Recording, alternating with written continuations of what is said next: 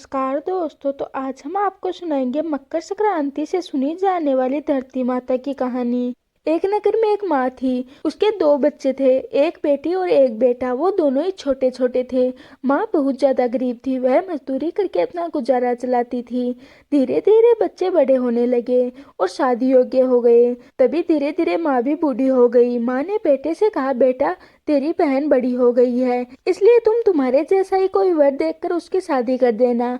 ऐसा कहकर माँ तो कुछ दिनों बाद मर गई। जिसके बाद भाई गांव गांव घूमा, लेकिन बहन के योग्य उसे कोई वर नहीं मिला। वह घूम घूम कर थक गया। एक दिन वह बैठे बैठे सोचने लगा कि मेरे जैसा तो कोई नहीं है, मैं तो इस दुनिया में इकलौता हूँ।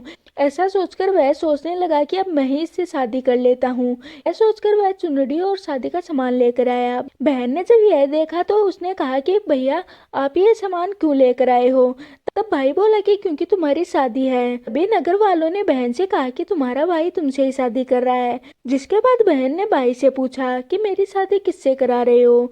तब भाई कुछ नहीं बोला, इसलिए बहन समझ गई कि भाई तो मुझसे ही शादी करने वाला है। इसके बाद उसने एक लोटा लिया, चुनरी ली और चंपल पहनकर जंगल में रवाना हुई। जंगल में गाय के ग्वालों ने पूछा कि तुम जंगल में क्यों जा रही हो। तो वह कुछ नहीं बोली। वन में जाकर वह धरती माँ को पुकारने लगी और बोली, माँ तुम ही मेरी लाज रखना, वरना बहुत बड़ा अनर्थ हो जाएगा।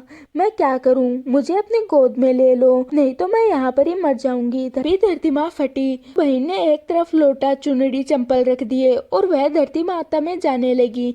इतने में दौड़ता दौड़ता उसका भाई वन में आया और ग्वालों से पूछा कि मेरी बहन किस तरफ गई है। ग्वालों ने कहा कि तुम्हारी बहन उधर गई है। वह बहन बहन पुकारता हुआ दौड़ता हुआ अपनी बहन के पास पहुंचा। तभी उसने देखा कि बहन तो धरती माँ के अंदर समा रही थी। बहन के बस थोड़े से बाल ही बाहर दिख रहे थे। उसने बहन के बाल मुट्ठी में पकड़ लिए और रोने लगा, बहन तू तो सत के लिए धरती माँ की गोद में समा गई। मेरी तो बुद्धि ही भ्रष्ट हो गई थी। माँ का वचन निभाने के लिए मुझे मेरे जैसा कोई वर नहीं मिला, इसलिए मैंने ऐसा विचार किया। और धरती माँ ने तो सत्य के लिए अपनी बेटी को अपने अंदर समा लिया।